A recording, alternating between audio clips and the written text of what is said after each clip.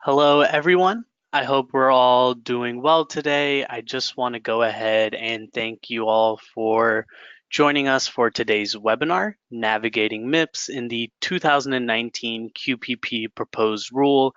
As I'm sure you all know already, CMS did release the proposed rule for the 2019 MIPS performance year towards the end of last week. Our team here has done a great job in just reviewing the rule, what it really is stating, what it means for all of you, and we've compiled that information in a presentation for today. So just know that in the handout section, you are able to download the slides of today's presentation if you want to follow me along or just review them at a later date. Also know that you will be receiving a recording of today's presentation as well. So my name is Asman. I'm an account executive here at HealthMonix, and also joining me for today's webinar, if the slide will change. And also joining me for today's webinar is Christina Zink. She is our communication specialist. So if at any point during this presentation you have questions, feel free to just submit them and Christina will go ahead and answer all of them. And at the end of today's presentation, we'll review some of those questions and read them and their answers out loud. So the agenda for today's presentation, the first thing we're going to do is just review some of the major highlights of the 2019 proposed rule. Then we'll dive in a bit deeper, go into each one of the 4 performance categories. That's quality, promoting interoperability, which was formerly known as advancing care information. Then we'll dive into the final score and different submission methods. And as I said earlier, we'll do an open Q&A. So what's new in 2019? Just to review some of the highlights, like I said, the biggest proposed changes for 2019.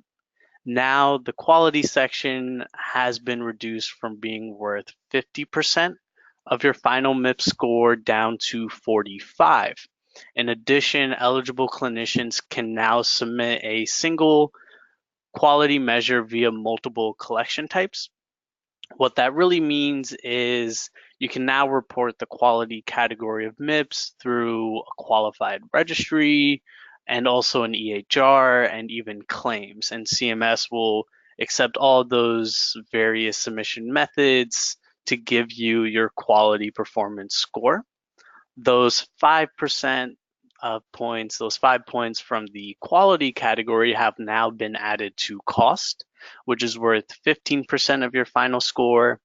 The biggest change in improvement activities is now the promoting interoperability, formerly advancing care information bonus, has been removed.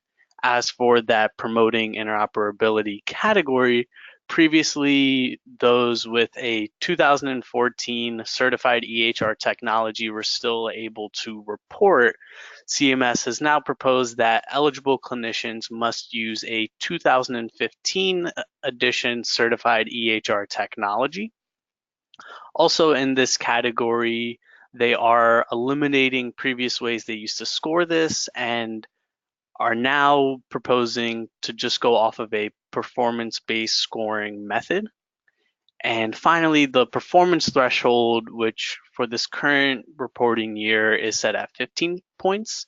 CMS wants to double that to 30 points now, while also increasing the performance threshold of 70 points, which is what they labeled as the exceptional performance category, and they want to increase that to 80 points.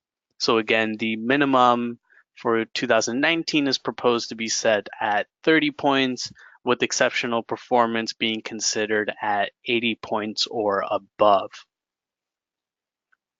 Moving on, there are newly eligible clinicians for the 2019 performance year.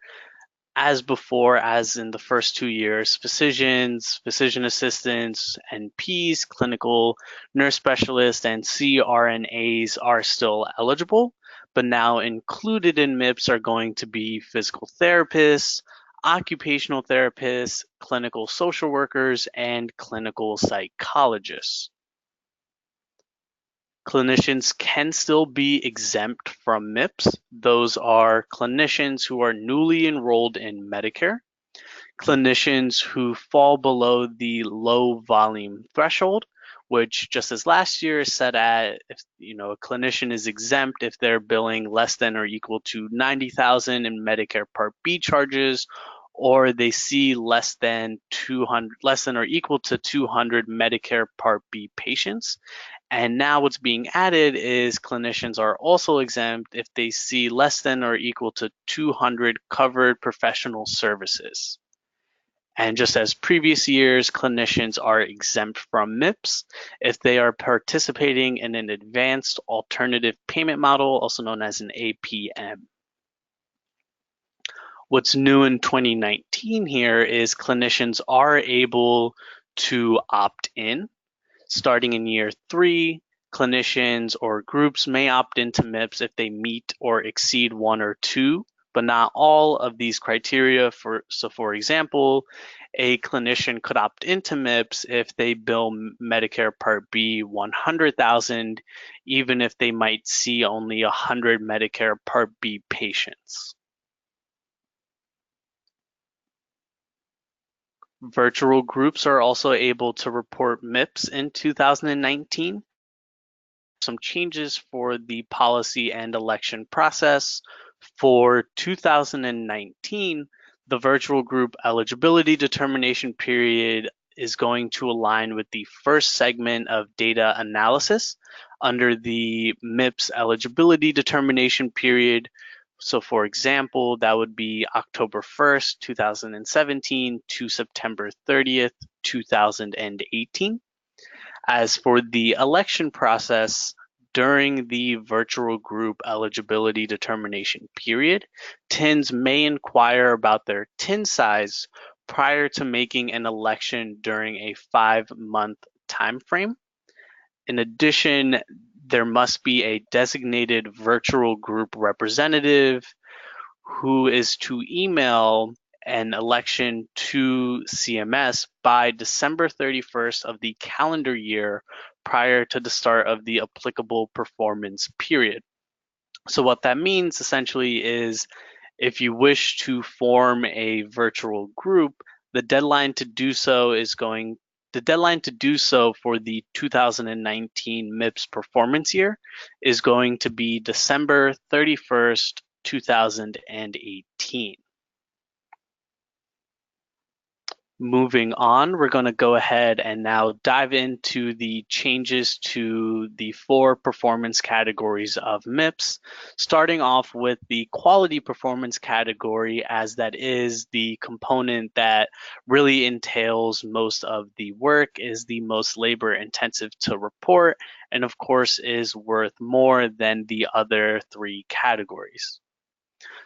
So like I said earlier, quality is now worth 45% of your final MIPS score. Just as in the first 2 years of MIPS, 6 measures are to be reported, and one of those 6 measures must be an outcome measure. If you are unable to select an outcome measure, you can select a high priority measure in its place.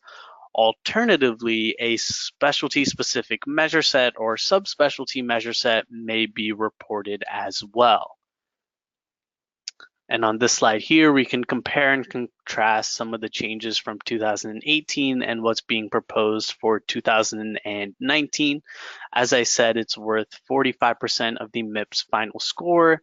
Also mentioned earlier is participants may submit a single quality measure via multiple collection types, such as a registry and an EHR.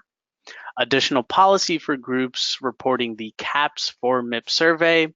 If the sample size was not sufficient, total available measure achievement points would be reduced by 10 points, and that measure would receive 0 points. Also, in response to clinical guideline or other changes, impacted measures will be given a score of 0, and the quality performance category denominator would be reduced by 10. The clinician must submit data for one less measure. And finally, for those who plan to report directly to the CMS web interface, they can no longer receive high priority measure bonus points. So if you're reporting through a registry, you can still earn bonus points for selecting high priority measures. Just those going directly to the CMS web interface will no longer receive bonus points for selecting and reporting on high priority quality measures. So those are the changes in the quality category. Moving on, we will review the promoting interoperability category of MIPS, which was formerly known as advancing care information. So sometimes you might hear me refer to this category as PI for short, just to review some of the reporting requirement basics. This category is still worth 25% of your final MIPS performance.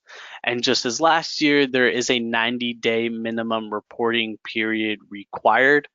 The biggest change is going to be that you must have a 2015 certified EHR technology to report this category. No longer can you have a 2014 certified EHR technology to report it.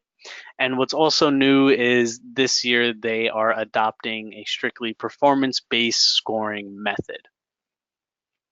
And so just to compare it and contrast from last year, there's no change in the final score. Clinicians must be using a 2015 edition certified EHR technology. They are proposing to eliminate base, performance, and bonus scores in favor of a new scoring methodology. And finally, the previous objectives and measure sets under 2014 certified EHR technologies can no longer be selected, can no longer be reported on. The only set that's available is for 2015 edition certified EHR technologies. Now, to go into a bit more of the PI scoring methodology at the individual measure level, keep in mind each measure score is based on the MIPS eligible clinician's performance for that measure. So it's based on the submission of a numerator or denominator or yes or no submission where applicable. Scores for each of the individual measures added together to calculate a score of up to 100 possible points. So the highest you could earn in PI is 100 points, and that of course would be reweighted to account for 25% of your final score. Now, if for whatever reason your practice is excluded from any measures under this category, keep in mind that CMS takes this into account and will reweigh or reallocate points in this category to other measures. Now moving on to the third category of MIPS, improvement activities. Just as with PI, there are not as many changes in this category. It's still worth 15% of your final MIPS score. And as in the previous 2 years of this program, high-weighted activities are worth 20 points, while medium-weighted activities are only worth 10 points. 40 points in total are required to achieve a perfect score in this category. That is reduced to just 20 points for rural HPSAs, non-patient-facing clinicians, and small practices. Also, as in years past, full credit is awarded for patient-centered medical home models. And again, to compare this to changes from 2018, the final score is still worth the same. That's still at 15%. They are modifying improvement activities inventory. The time frame for annual call for activities has also been modified. Improvement activity nominations that are received in year 3 of the MIPS program will be reviewed and considered for possible implementation that won't occur until year 5 of the program. And the submission timeframe and due dates for nominations is February 1st to June 30th. Also, the promoting interoperability bonus has been removed from this category of MIPS.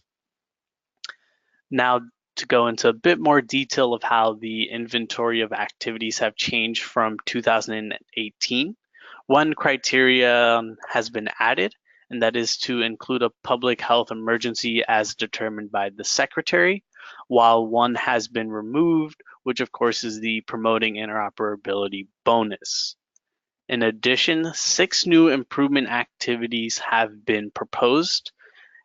It has also been proposed to edit 5 existing improvement activities or to modify 5 existing improvement activities. CMS has also proposed to remove 1 existing improvement activity. And finally, we'll go into the cost performance category. This, of course, is the 4th component of MIPS and was introduced for the first time this year in the 2018 MIPS performance year. CMS has proposed to increase its final score to be worth from 10% to now 15% of your final MIPS score. Cost is automatically calculated from your administrative claims data, and the performance period is the entire calendar year. Benchmarks come from the performance year as well, and if one measure does not meet the minimum case requirement, score will be based on just one measure. And again, we can compare that to the previous year. Cost is now worth 15% of the MIPS final score. There is a case minimum of 10 for procedural episodes and 20 for acute inpatient medical condition episodes. What are that? Well, a procedural episode is an episode attributed to each MIPS eligible clinician who renders a trigger service as identified by HCPCS and CPT procedure codes, while an acute inpatient medical condition episode is an episode attributed to each MIPS eligible clinician who bills inpatient evaluation and management claim lines during a trigger inpatient hospitalization under a TIN that renders at least 30% of the inpatient evaluation and management claim lines in that hospitalization. Also note that cost performance category percent score will not take into account improvements until the 2024 MIPS payment year. What that means is additional points you can receive in this category for improvement over time will not take into effect until the 2024 MIPS payment year. And of course, the promoting interoperability bonus has been removed from this category as well. What's also new in 2019 is the proposal of facility-based quality and cost performance measures.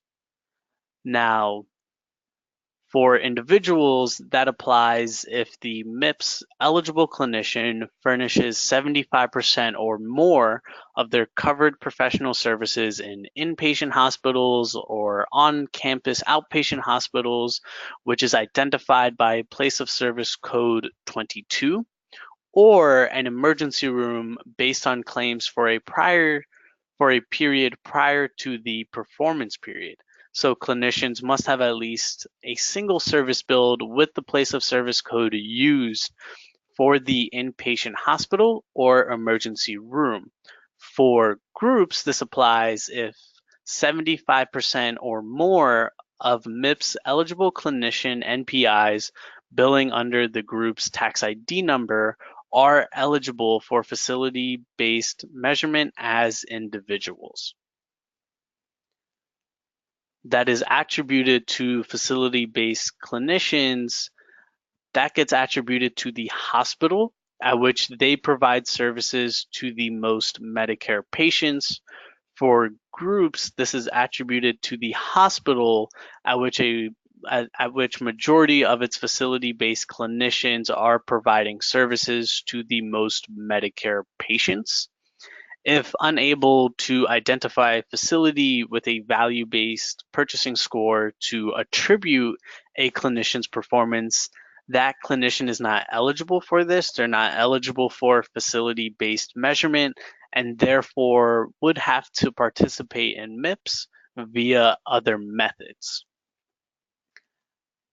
Now, this election process is automatic for MIPS eligible clinicians in groups who are eligible for facility-based measurement and who would benefit by having a higher combined quality and cost score through this method. Individual clinicians don't have any submission requirements, whereas a group still must submit data in improvement activities or promoting interoperability performance categories to be measured as a group, as a facility-based group.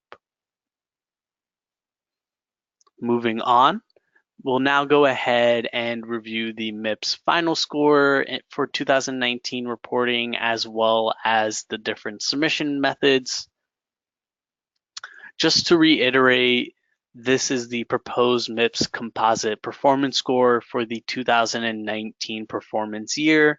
Quality has been reduced to 45% of the final score, whereas cost has been increased to 15% of the final score. Improvement activities and promoting interoperability will remain the same as previous years. Improvement activities will stay at 15%, while promoting interoperability will stay at 25% of your final score. CMS is also proposing a change to the small practice bonus. As it stands currently for the current MIPS performance year, the small practice bonus is added to the final MIPS score, and small practices receive an automatic 5 points, an automatic 5 bonus points. Now it's being proposed to add that to the quality performance category only, and to only add just 3 points to the numerator of the quality performance category. So instead of adding 5 points to your final score, CMS has proposed to add 3 points towards the quality category only for small practices. Keep in mind, a small practice is defined as a group with 15 or fewer eligible clinicians. To continue reviewing changes to the final score and 2021 payment adjustment, they have modified the determination period for MIPS eligible clinicians in a group practice who qualify for a group final score. There's a 15-month window starting with the second 12-month determination period. That goes from October 1st prior to the MIPS performance period to September of the current MIPS performance period. So for example, for 2019, that would go from October 1st, 2018 to September 2019. A weight of 0% is assigned to each of the 4 performance categories, and a final score equal to the performance threshold when a MIPS eligible clinician joins an existing practice in the final 3 months of the performance period, in the final 3 months of the year, and that practice isn't participating in MIPS as a group, or a MIPS eligible clinician is joining a practice that is a newly formed TIN in the final 3 months of the year. In other words, a MIPS eligible clinician is actually exempt if they're joining a group that is reporting as individuals in the final 3 months of the year, or they've joined a new practice in the final 3 months of the year. Now to review the 2019 transition year pacing options. Like I said earlier, the minimum has been increased to 30 points. Therefore, failing to achieve at least 30 points would result in a negative 7% payment adjustment come 2021 on your Medicare Part B charges. Scores between 30 to 79 points out of 100 can not only avoid the penalty, but look to earn up to 5% in incentives, while scores 80 and above can look to earn up to 7% in incentives with the possibility of exceptional performance bonuses on top of that. So just to go into what that means, for the current MIPS reporting year for 2018, the payment adjustment would be plus or minus 5%. For next year, that has been proposed to go to plus or minus 7%, which would take effect in 2021. And for the 2020 MIPS performance year, the payment adjustment come 2022 would be plus or minus 9% on your Medicare Part B charges. Keep in mind that a provider's MIPS payment adjustment will follow them from practice to practice.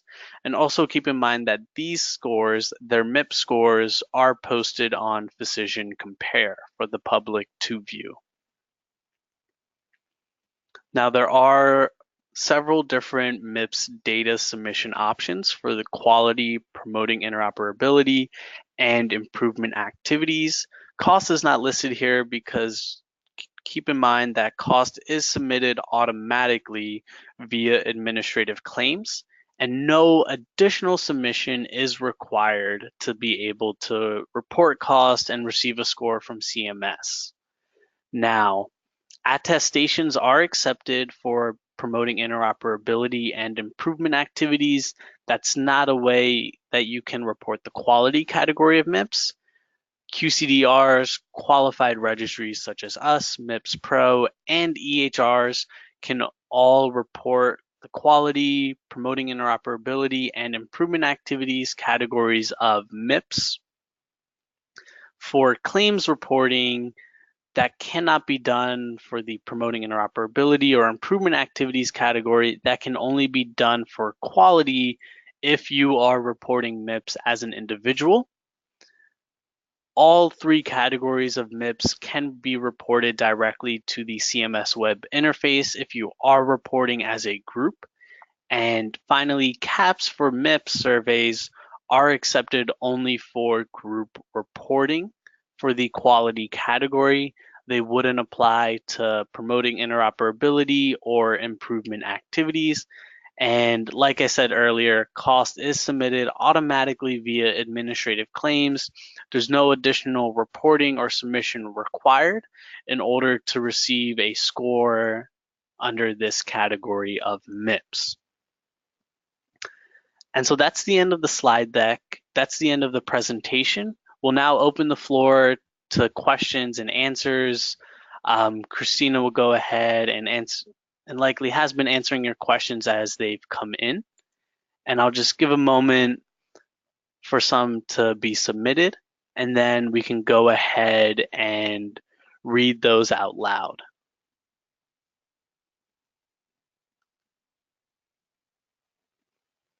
So we'll just pause for a moment so that questions can be submitted.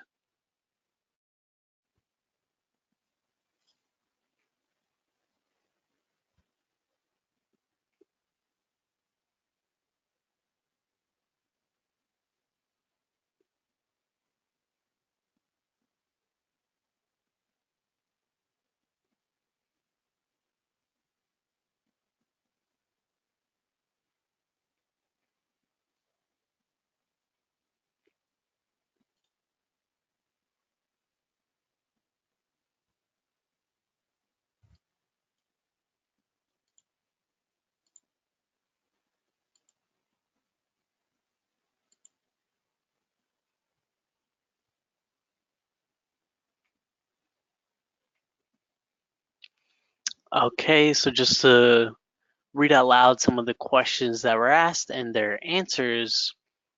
One that was submitted was, when do psychologists have to start reporting?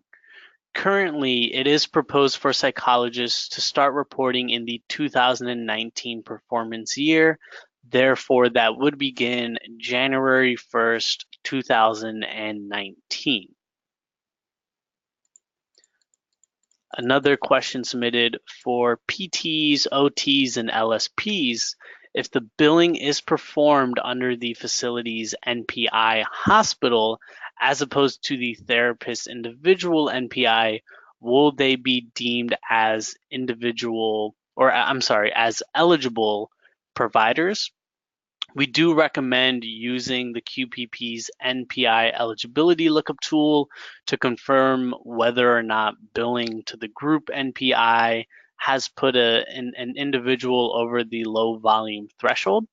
They do provide a pretty detailed report. The way the tool works is if you haven't used it, you can submit an NPI number and automatically receive detailed information on their eligibility status for each MIPS performance year.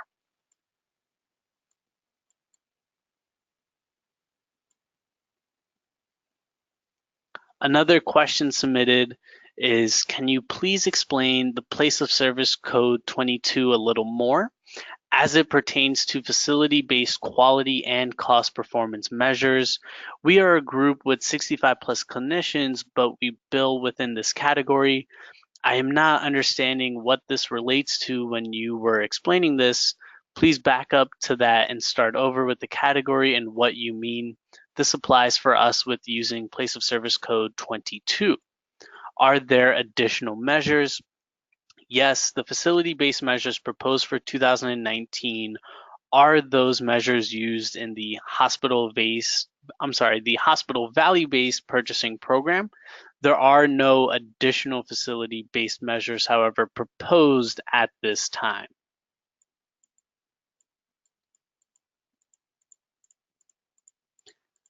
Somebody else asked, what about place of service codes 31 and 32 as it relates to facility-based measures? However, at this point in time, only place of service code 22 is the only code that determines whether or not an individual or a group is eligible for facility-based measures. Keep in mind, so currently only place of service code 22 is accepted for facility-based measures to be eligible for those.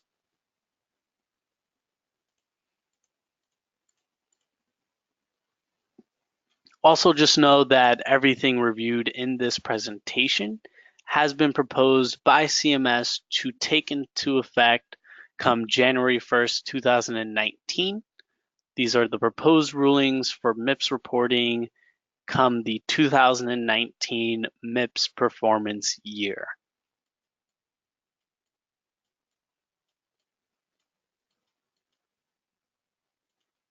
Another great question was asked about submitting via various reporting methods.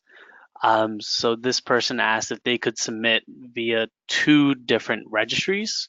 Again, this is a fantastic question.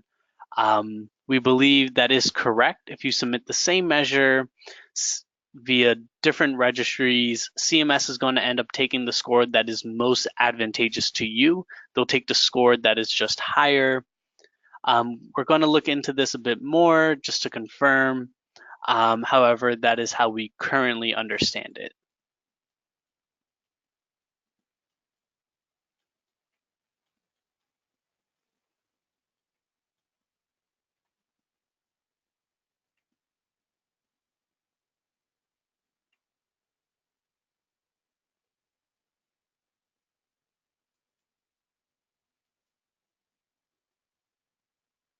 Another great question that was asked is it's been suggested that CMS guidelines might reduce or eliminate certain MIPS process measures in favor of outcome measures.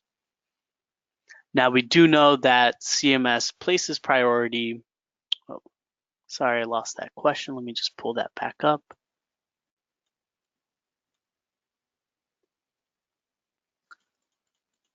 Sorry about that. But we do know that CMS does place priority on outcome measures in our calls with CMS regarding measures. So we would anticipate over time that process measures will be phased out as CMS begins to approve more and more outcome measures.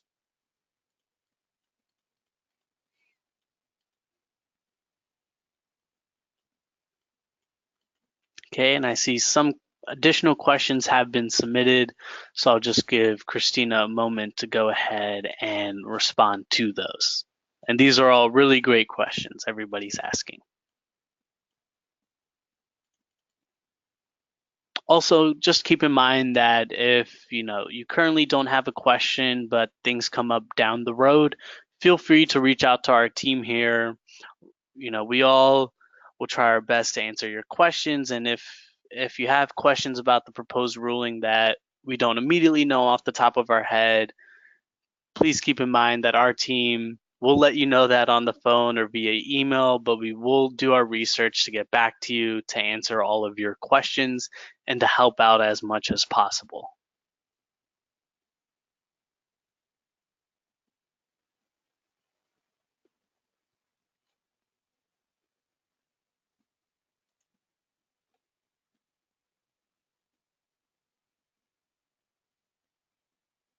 Another great question that was asked is, will speech therapists be required to report as initially suggested by CMS?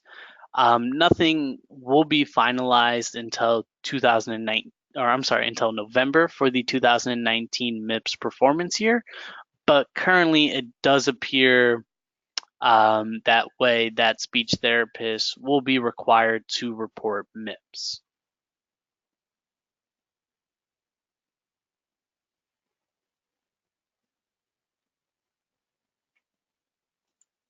Another great question, is the reporting requirement for quality still a full year of reporting in 2019?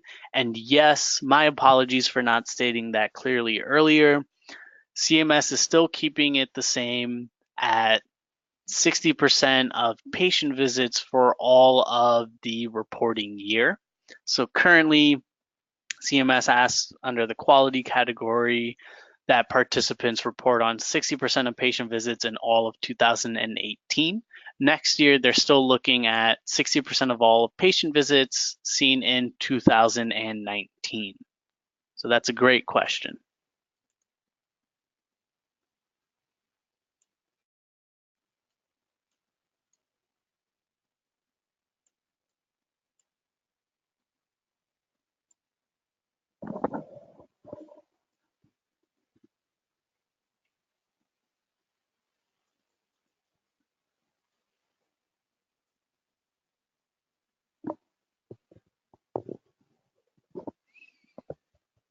Another great question about submitting via various methods. So if we submit via multiple registries, the information will not be combined.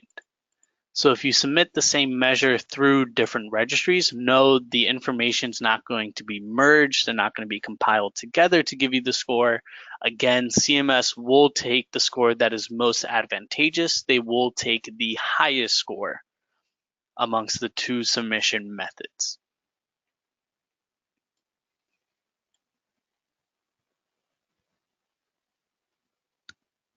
And just to clarify what I stated earlier about the quality category, it is 60% of patient visits across all payers seen in the reporting year. So that would include Medicare Part B beneficiaries, but also include patients you see who have commercial insurance payers or pay out of pocket themselves.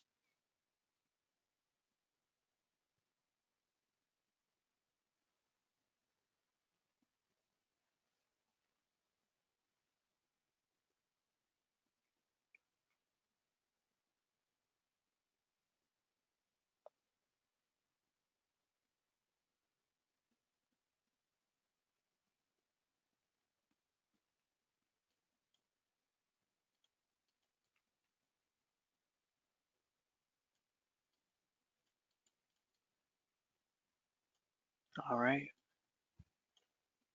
So feel free to continue submitting in your questions, everyone.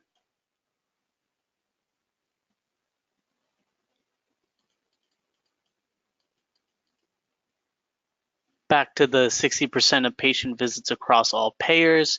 Medicare Advantage patients would also be included in that if they're part of the 60% of all patient visits that you see. So the payer doesn't really matter. I know this is a small example, but if you only see 100 patients in a given year, you would need to report on 60% of them, regardless of who the payer is.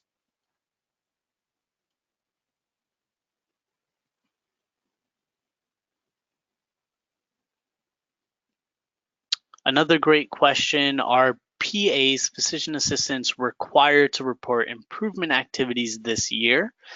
Just as in previous years, physician's assistants are eligible to report improvement activities. If I'm not mistaken, it's the promoting interoperability category of MIPS that they have previously been exempt from.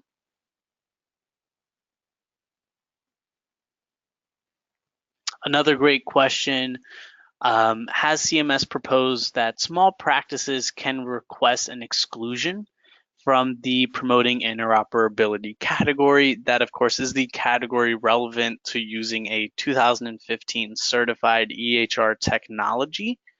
Historically, I have heard different answers from people we work with. Some say they've appealed in some capacity to CMS to not be penalized.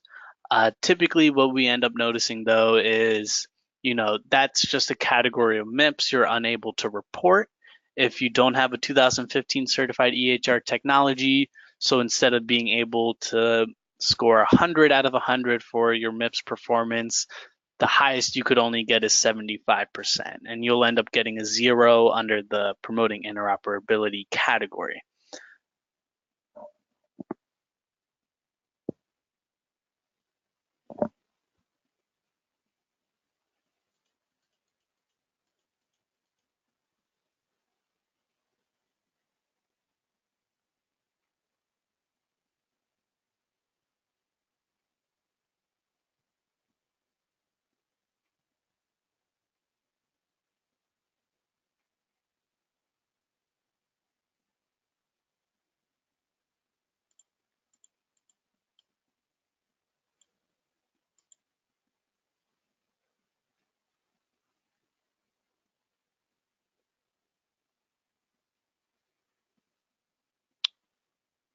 So another great question following up on small practices being excluded from the promoting interoperability category. Personally, I have not seen people receiving an exemption on this for being a small practice and then having those 25 points reallocated to the quality category.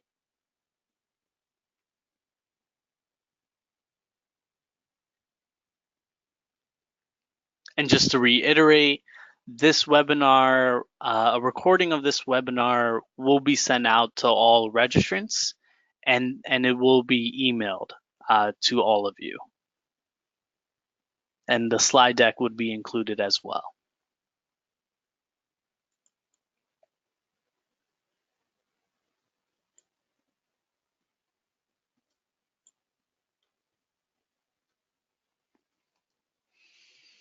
So we have a little bit more than 15 minutes. So if anybody else has questions, feel free to continue sending them.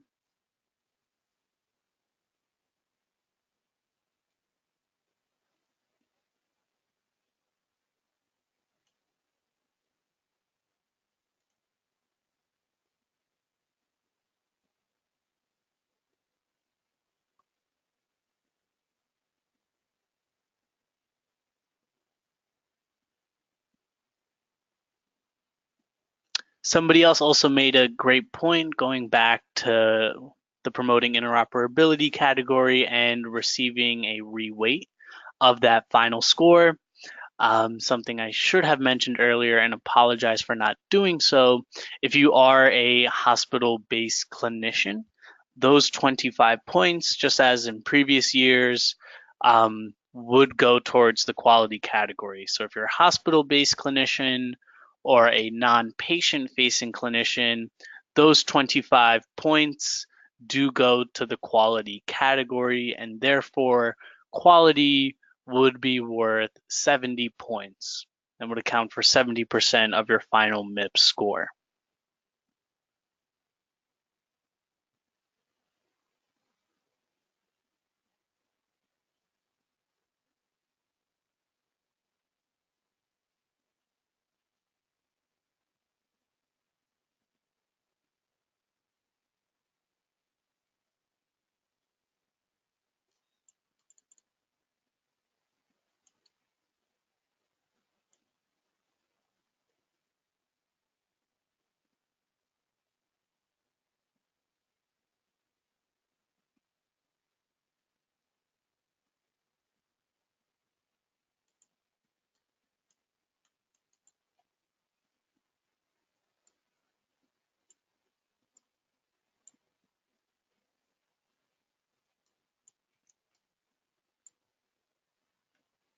Also, if I ended up missing anybody's question, I do apologize. If you could just resubmit it, that would be great, and I can go ahead and answer it for you.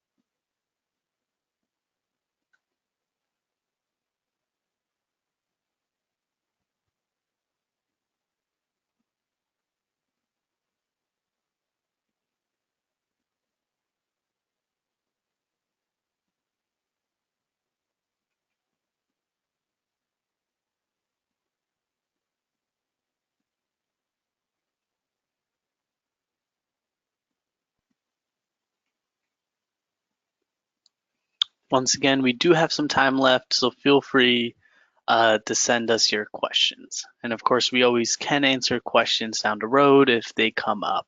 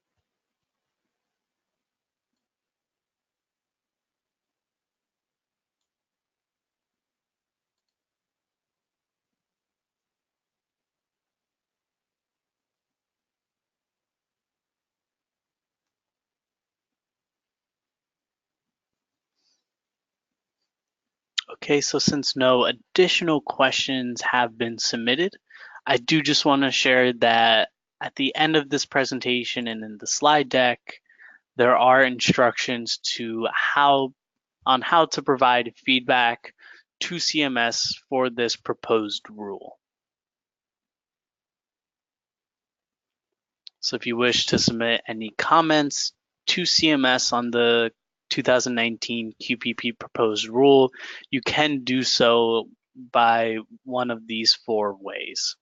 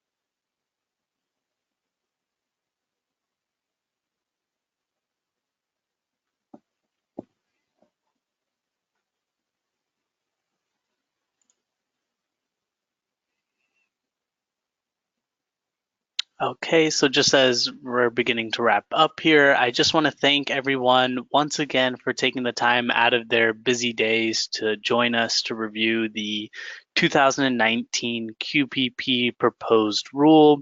Just as a reminder, we will be sending a follow-up email, and its contents included in that will again be today's presentations, the slides, which are also available in the handout section of our presentation, and we'll also include a recording of today's webinar as well.